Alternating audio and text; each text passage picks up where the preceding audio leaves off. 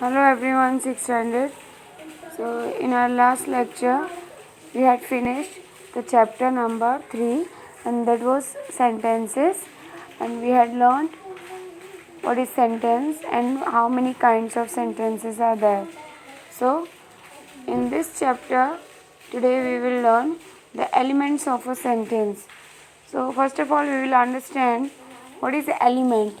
Element होता क्या है? एलिमेंट तत्व होता है यानी कि किसी भी चीज़ में क्या क्या चीज़ें, मतलब किसी भी चीज़ को बनाने में, कंस्ट्रक्ट करने में या फिर रिपेयर करने में किन चीज़ों की ज़रूरत होती है उनको हम एलिमेंट बोलते हैं.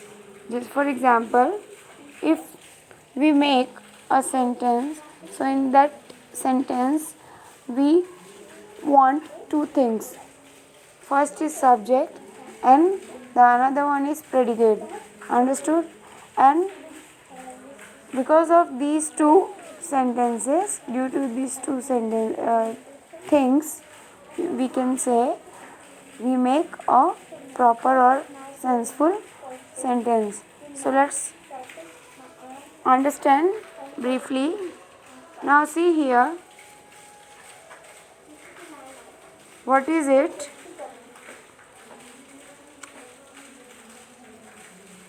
Subject and predicate. ठीक है? So what is subject and what is predicate? The part of a sentence which names the person or thing that we talk about is called the subject. ठीक है? And the part which contains a verb and tells something about the subject, that is called the predicate.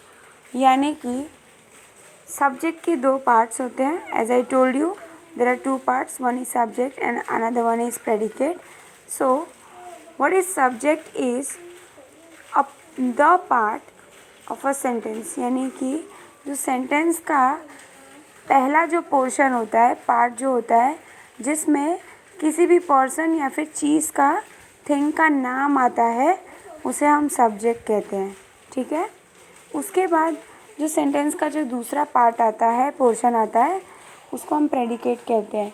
Predicate क्या होता है कि जब helping verb plus main verb, समझ में आ रही बात? हेल्पिंग वर्ब, मेन वर्ब, उसके साथ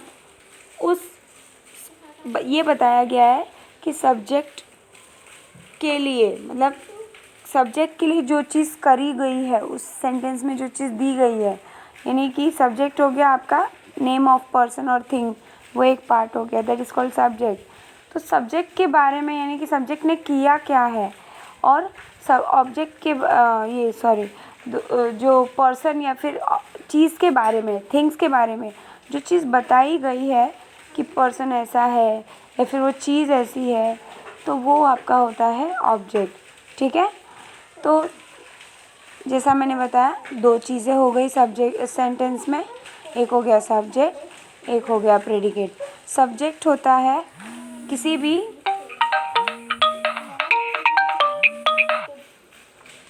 सब्जेक्ट होता है किसी भी नेम ऑफ अ पर्सन होता है या फिर नेम ऑफ अ थिंग होता है.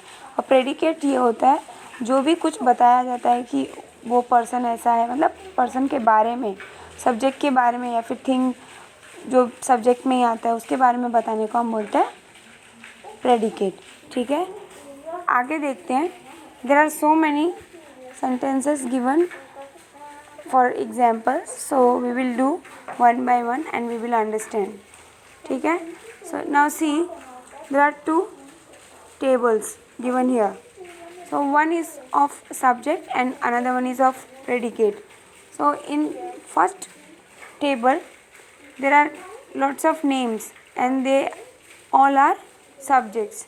Like in first sentence there is a name of a person and that is Radha. So Radha is a girl, it may be a girl or woman, so it is a subject. तो जैसा मैंने आपको बोला कि subject वो होता है किसी भी पर्सन या फिर किसी भी थिंग का नाम. तो नाम हो गया यहाँ पे राधा, पर्सन का नाम हो गया. उसके बाद हेल्पिंग वर्ब से लेके जितना जो भी एंड तक सब्जेक्ट का जो एंड पॉइंट होता है वो पूरा आपका प्रेडिकेट होता है. तो यहाँ पे देखो, प्रेडिकेट में इज़ अ क्लेवर गर्ल है, तो वो आपका प्रेडिकेट हो गया। नेक्स्ट सेंटेंस में द ट्रेन तो हो गई एक चीज़, थिंग हो गया, तो वो आपका सब्जेक्ट में आ गया। जैसा मैंने आपको बताया कि किसी भी चीज़ का या फिर किसी भी पर्सन का नाम जब होता है तो वो सब्जेक्ट होता है। तो पहले में राधा थी, पर्सन का नाम थी, और दूसरे में द ट्रेन है। उसके बाद आपका यहाँ पे प्रेडिकेट में अराइव्ड लेट, तो उस थिंग के बारे में बताया कि जो ट्रेन के बारे में बताया कि वो जो लेट है वो देर में आई, ठीक है, देर में पहुँची, तो वो प्रेडिकेट हो गया। नेक्स्ट है दे क्या होता है? It is a pronoun which we use instead of noun.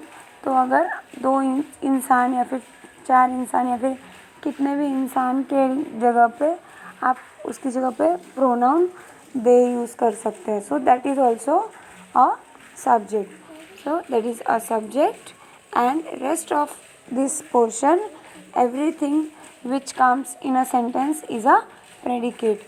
जो भी कुछ आता है सब्जेक्ट में, the whole part is predicate. So next is the house over there, यानी कि जो घर वहाँ पे है, तो ये आपका हो गया सब्जेक्ट। यहाँ पे सब्जेक्ट क्या है? घर है, तो एक थिंग है।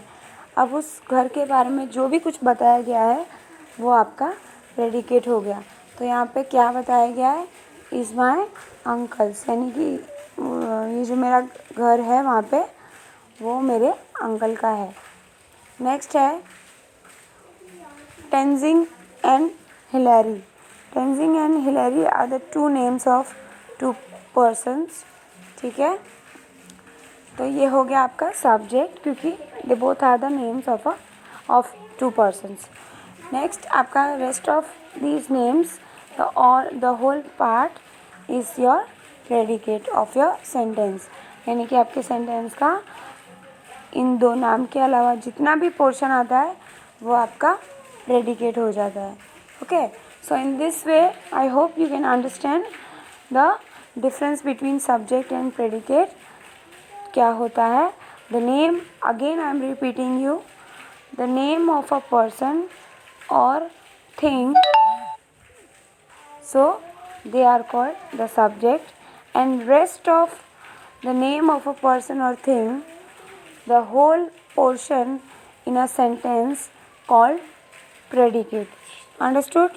Okay, so that's all for today. So now you all have to understand the difference between the subject and predicate, and they are the elements of a sentence. It means ये subject और predicate जो है वो sentence को बनाने के लिए ज़रूरी दो चीज़ें हैं, तत्व हैं, ठीक है। ओके।